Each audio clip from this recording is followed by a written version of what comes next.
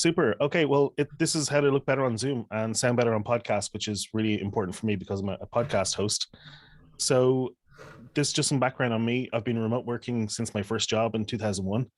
This little map here shows where my boss was over here in Kansas, and some of my teammates were in Austin, Texas, and then I had a couple in San Francisco, in San Francisco itself, and then some in San Jose. So a lot of people in the Bay Area. So I was working for a company called Sun Microsystems. So yeah, that was my first job. Was remote working. It was kind of cool, and I've been working running my own business since 2007. And this is a map actually that I made in 2010, and this was where all the contractors were, the little red dots that you can see there. So I had contractors. I think by 2010, I had contractors in 25 different countries for different types of projects that we're working on. So I have a small team. I've got one full-time person in the Philippines, and I've got several full-time, several part-time people then in different places to work on different types of projects. So the question that I was looking at was, why does your audio and video quality matter? Like, why is it important? So the thing is, it doesn't really matter all that much unless you like to be thought of as smart or likable or competent or doing important work. So this kind of came as a little bit of a shock to me when I heard about this.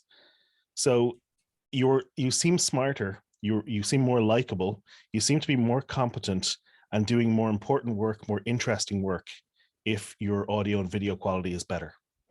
So this guy here, I heard about him and I had to talk to him. So his name is Norbert Schwartz, or Norbert Schwartz, I think they pronounce it. And Norbert is a provost professor of psychology and marketing. And this is at USC in the States. And so provost professors, I had to look it up. They're outstanding scholars, usually interdisciplinary, who were appointed by the head of the college. And so I heard about him and a study that he had. And the study was called Good Sound, Good Research: How Audio Quality Influences Perception of Research and the Researcher. And so he did it with his, at the time was his postdoc, Erin J. Newman. She's now in the Australian University. And I heard this guy talking and I had to interview him about this because I'm a podcaster. I'm really interested in how audio quality impacts people's perception. And so it's a really fascinating interview. I actually listened to it again today just to get it fresh in my mind. And he just talks about how the different things going into making up our perception of how something is trustworthy, credible. In fact, they even did further studies. Erin did further studies on how it would be in a virtual court environment. And her studies were showing that the witness testimony would be taken as more credible if it was on a better connection, if it was on better AV. So there could be huge implications on this, if we move to more virtual court environments and things like that. So this was just that was just in the study, wasn't in a live court environment, but just the impact that this could have, it just could be massive. So I think it's really important. So who actually cares about this? So I care because my job now is I help experts to become a recognized authority in their field. And if I want to help somebody to be seen as a recognized authority, then it's really important that they have good audio and visual, that people can hear them and understand them and take them as credible. Anybody, I think, who is interviewing for a job remotely, I think that's really important. If you show up better on camera, better audio, better, easier able to be understood, that's really important. If you're going for a remote job, you'll be taken as more credible and more competent if you have better AV. Anybody who is selling, because this goes to trust and credibility and competence. So anybody who's selling remotely, it's really important. And anybody who likes and respects their colleagues. So if you're working remotely and you just want people to have an easier time understanding you, and you just have respect for the way that they, that you're not putting them under a higher cognitive load trying to understand you, and so that makes it easier for people. And anybody who just wants to be better understood in general. So anybody who cares about career progression, because again, you're seen as more likable, more competent, more interesting, smarter.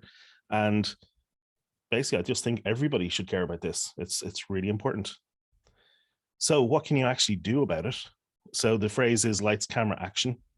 And so for me, it's more like microphone, reverb, lights, camera. That's the priority order for me. So sort out your microphone, fix reverb, reduce reverb, fix your lights, and then consider your camera.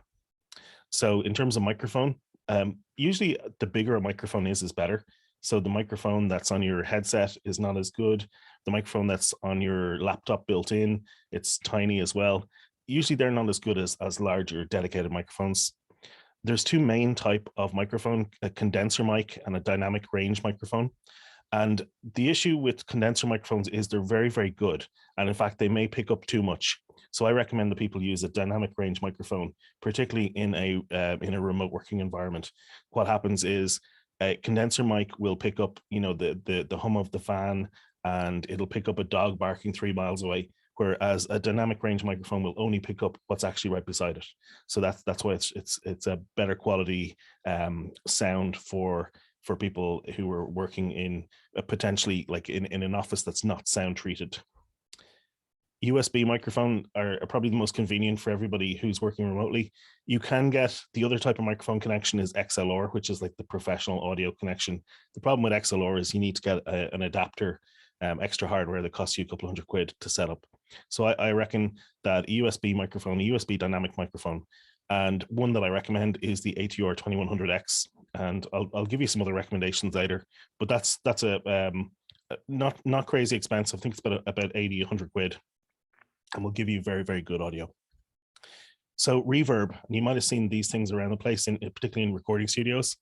So reverb is a fancy word for echo, and echo is bad on calls. It distorts the sound a bit. And so the goal is to reduce the number of hard flat surfaces. So that's why these have these kind of broken effect. What they do is they trap audio waves and stop them bouncing back directly. Because what happens with reverb is the microphone picks up the audio signal from your voice going directly to it, and then it also picks up the audio wave that goes to a hard surface and bounces back a couple of milliseconds later, and it picks up both of those at the same time, and so that's where you get your reverb coming in. So what you're trying to do is get that trapped by something or broken up, and so these acoustic panels will do that. So acoustic foam is great. So I have a whole bunch of these. You might see in over my shoulder that you can see the reflection. Even the gray and red panels you can see behind me are actually acoustic foam.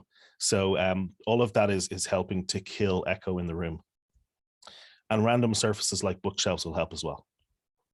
You can do a clap test, and this will just show you if a room, so when you see a house, if you're viewing a house maybe that you're checking out, all the rooms are empty, that when you speak it's really echoey, you can clap and you can hear it echoing back. So you can do the same in your office just to see. So you can do a clap test pretty much where your mouth is at that point, and that will give you a good idea of if you're going to get some bad reverb, and you can test to see if what you're doing to change it will actually improve. So lights are really important. Light actually has a greater impact than the camera quality. So having light on your actual face is really important. And avoid having a strong background light. You'll see some people will be sitting with their back to a window, will have really strong light coming in from behind, but won't have their face lit. And you want to avoid that. You want to have your face showing. And then ring lights are a really great option for this. So they go actually around the camera. Desk lights or LED panels will work great as well. So then on camera, a good webcam is usually fine for most of us.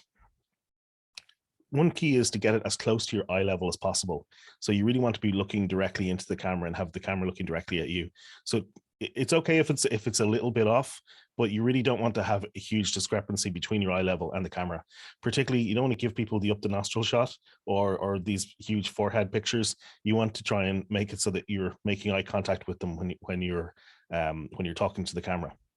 And then you have to try and look at the lens frequently as well. And this is important, particularly when you're doing recorded videos, things like that, because the viewer, you want to make it seem like you're making eye contact with them. So some options for webcams, Logitech, Razer, and Elgato are very good brands.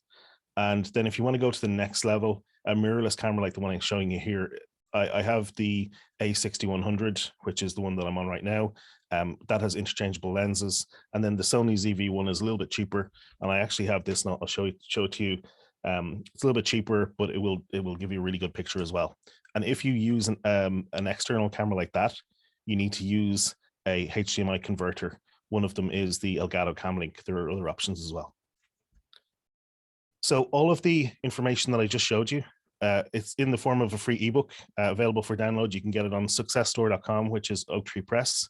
And Oak Tree Press have also put it up on Amazon, so you can get it there. And if you do get a copy of it, it's absolutely free. All of the information in it, there's no affiliate links or anything like that. It's just unbiased info. Please leave a review if you like it. And so that's me. And you can find the podcast at therecognizedauthority.com. And I'd love to connect with you all on Twitter and LinkedIn.